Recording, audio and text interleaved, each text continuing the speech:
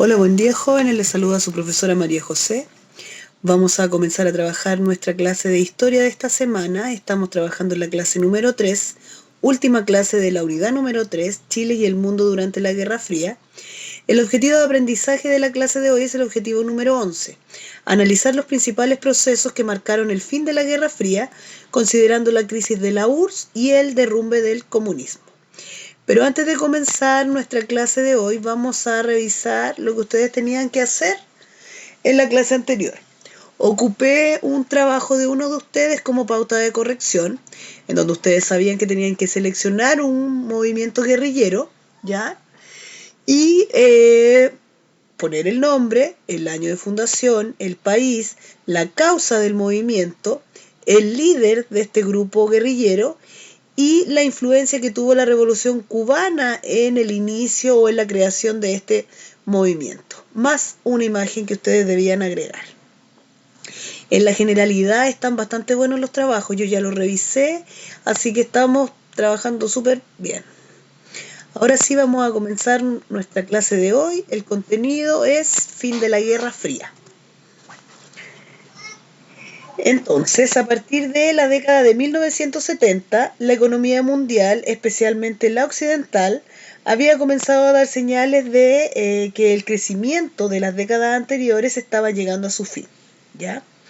Además, este periodo de recesión o crisis estuvo acompañado por manifestaciones pacíficas en contra de las políticas de intervención y armamentismo que fueron debilitando la posición de las superpotencias hasta desencadenar el proceso que llevó al fin de la Guerra Fría.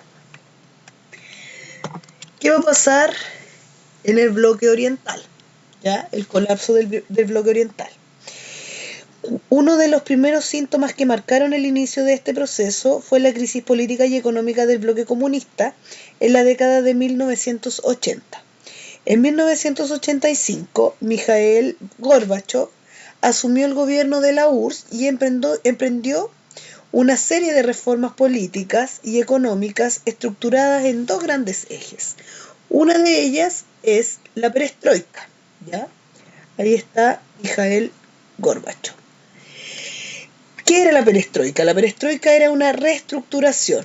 Buscaba cambiar el modelo económico centralmente planificado que tenía la Unión Soviética y se intentó dar mayor libertad a las empresas para que tomaran sus decisiones, dejando la planificación estatal para ámbitos económicos generales. La otra reforma era la Glasnost. La Glasnost significa transparencia. Esta buscaba una mayor libertad de expresión e información que no se tenía en la Unión Soviética y se permitió también una mayor independencia de las repúblicas que formaban parte de la Unión Soviética. Entonces, ambas reformas lo que pretendían hacer era modernizar y adaptar el régimen socialista a las nuevas condiciones políticas y sociales, pero sin embargo, estas medidas tuvieron efectos insospechados, generando una sublevación contra el control burocrático soviético y la movilización de las naciones que la URSS había reprimido durante décadas, principalmente en este caso lituanos, estonios, georgianos, chechenos, entre otros. La explosión de los nacionalismos en Europa oriental, y su incapacidad para superar la crisis sepultaron a la Unión Soviética.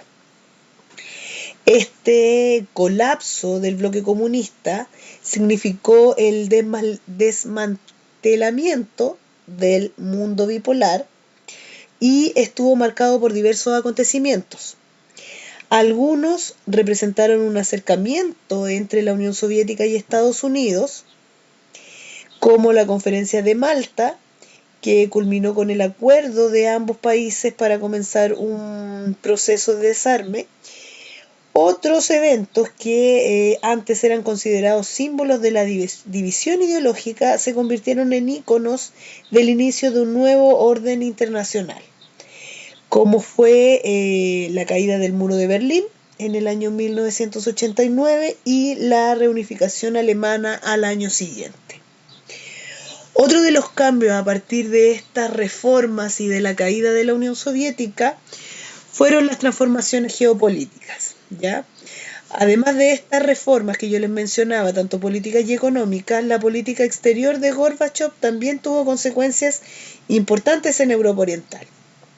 En el año 1989 se sucedieron una serie de revoluciones populares, la mayoría pacíficas, en Polonia, en Hungría, en la República Democrática Alemana, en Checoslovaquia y también en Bulgaria, que siguieron el fin de estos gobiernos comunistas en estas naciones. Incluso los países socialistas que se habían mantenido fuera de la influencia soviética, Yugoslavia, Rumania y Albania, se vieron arrastrados por los cambios políticos de la región. Además, tras una serie de convulsiones internas, la Unión Soviética se disolvió en diciembre del año de 1991.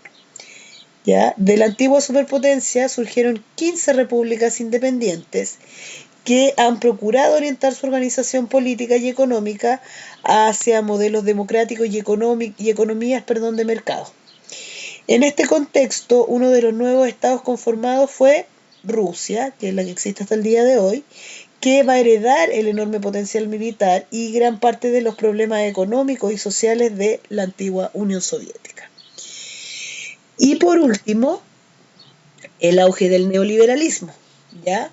En el bloque occidental, la recesión económica que había comenzado en la década de 1970, con la caída del precio del petróleo, también produjo cambios en los países alineados con Estados Unidos.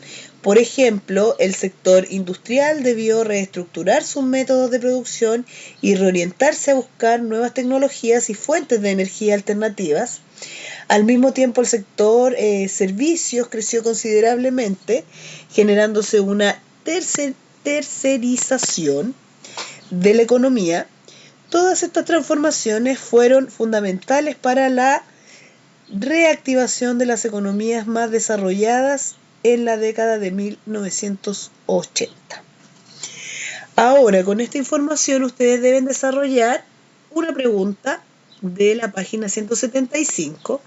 Teniendo en cuenta lo que han leído en esta página, resuelve estos problemas. ¿Por qué los cambios políticos llevaron al colapso del bloque oriental? ¿O cómo influyó la disolución de la URSS en el fin de los regímenes comunistas de Europa del Este? Eso lo deben resolver a partir de la explicación que yo les di, más los recursos y la información que aparece en su libro de historia. Importante destacar las páginas para poder profundizar lo trabajado, páginas 175 y 176 de su libro de historia. También la propuesta de autoevaluación para que ustedes evalúen su trabajo, qué fue lo que más me costó aprender y por qué, cuánto tiempo necesité para hacer esta actividad. Y para finalizar, la dirección de mi correo electrónico, también el número del grupo de WhatsApp de la asignatura, por si tienen alguna duda, alguna consulta sobre la actividad, sobre la clase. Y también está la página web institucional, en donde ustedes deben cargar su tarea para que pueda ser calificada. Les dejo un abrazo, que se encuentren muy bien y nos volvemos a encontrar la próxima clase.